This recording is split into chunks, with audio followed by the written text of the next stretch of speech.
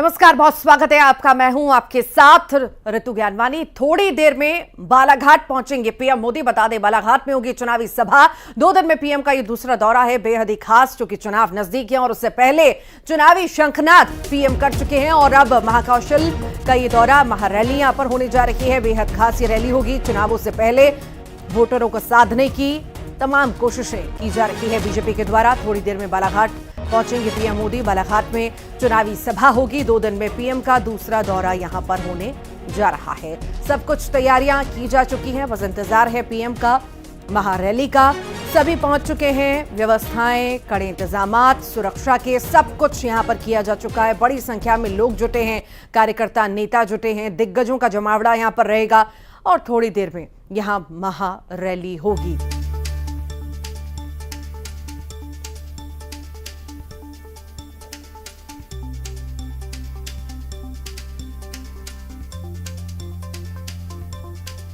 तो चुनावी सभा होने जा रही है बालाघाट में। कुछ ही देर में पीएम पहुंचेंगे। चुनावी सभा, महारैली यहां पर होगी।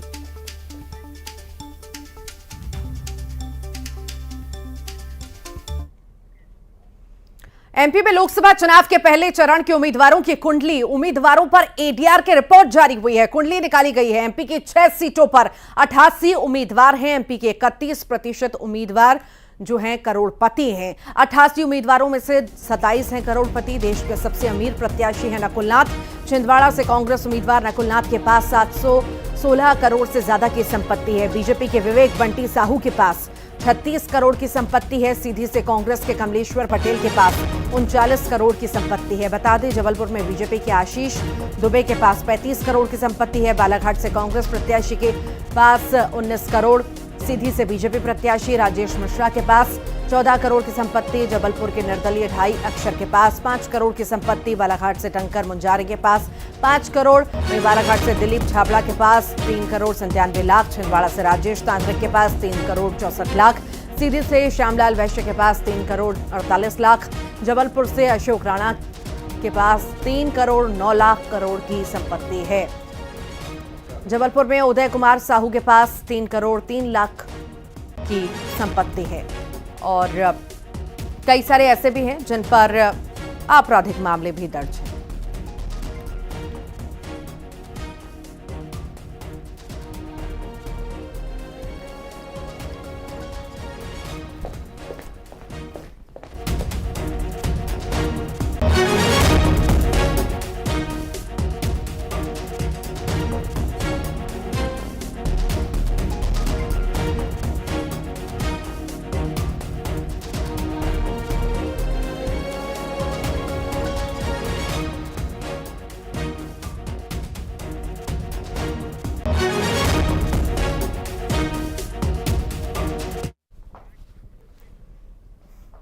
और बात करते हैं एडीआर रिपोर्ट की। पहले चरण के प्रत्याशी कौन, कितना अमीर है, इस बारे में आपको जानकारी देते हैं। नकुल नाथ का जिक्र करें तो छिंदवाड़ा से वो हैं, कांग्रेस के प्रत्याशी हैं। 716 करोड़ उनकी कुल प्रॉपर्टी है। कमलेश्वर पटेल का जिक्र करें, सीधी से हैं, कांग्रेस प्रत्याशी हैं। 39 करोड़ इनके पास है कुल संपत्ति। विवेक बंटी साहू है, छिंदवाड़ा से बीजेपी उम्मीदवार हैं। 36 करोड़ कुल इनके पास प्रॉपर्टी है, संपत्ति है। आशीष दुबे का जिक्र किया जाए, जो जबलपुर से बीजेपी की तरफ से मैदान में है, 35 करोड़ की संपत्ति इनके पास है। सम्राट सिंह हैं, जो बालाघाट से मैदान में उतारे गए हैं कांग्रेस की ओर से, इनके पास 19 करोड़ रुपए की संपत्ति है।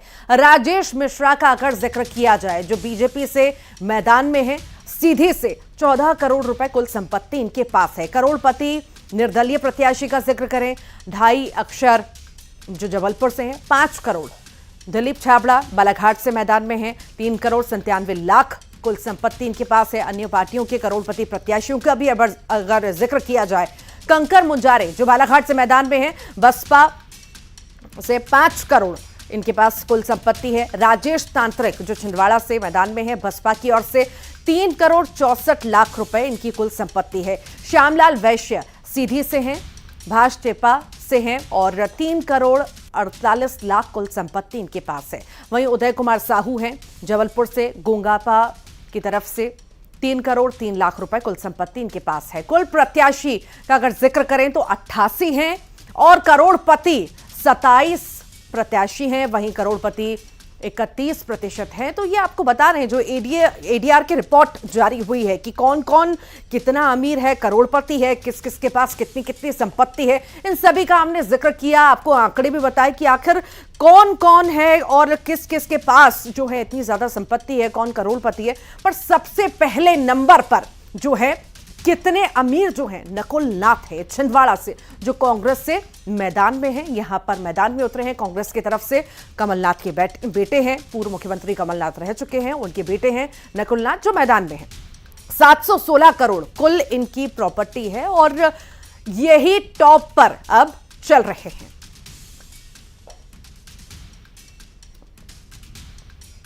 बाकी नामों का भी हमने जिक्र किया, नकुलनाथ का जिक्र किया, कमलेश्वर पटेल का जिक्र किया, विवेक बंटी साहू का किया। अब आगे बढ़ते हैं, रायपुर का जिक्र कर लेते हैं। चरणदास महंत पर पलटवार हुआ है। अरुण साव का महंत पर पलटवार। बता दें, सरकार साए साए काम कर रही है, ये कहा है अरुण साव ने, इसीलिए कांग्रेस के लोग आए बाय हो गए हैं। छत्तीसगढ़ की जनता उनको बाय बाय करेगी। डेप्यूटी सीएम अरुण साव ने निशाना साधा है और ये बातें कही।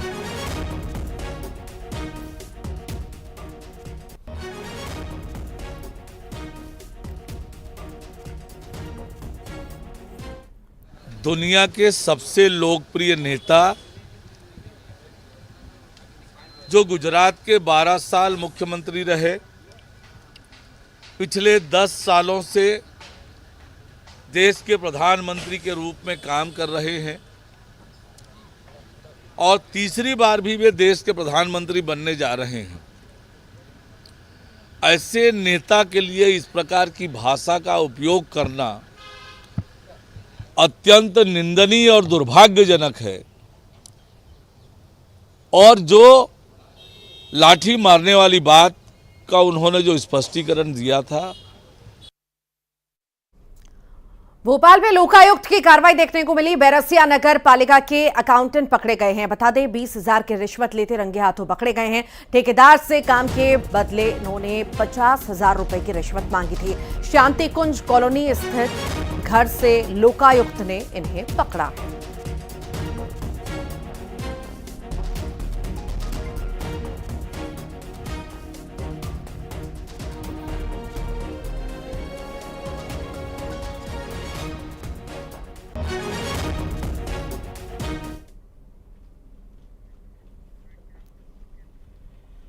रायपुर से बड़ी खबर का जिक्र करते हैं। सुरक्षा में तैनात जवान ने फायरिंग की है। मंत्रालय और पीएचक्यू सुरक्षा में तैनात था और इस खबर का जिक्र करेंगे। सबसे पहले आपको बड़ी तस्वीरें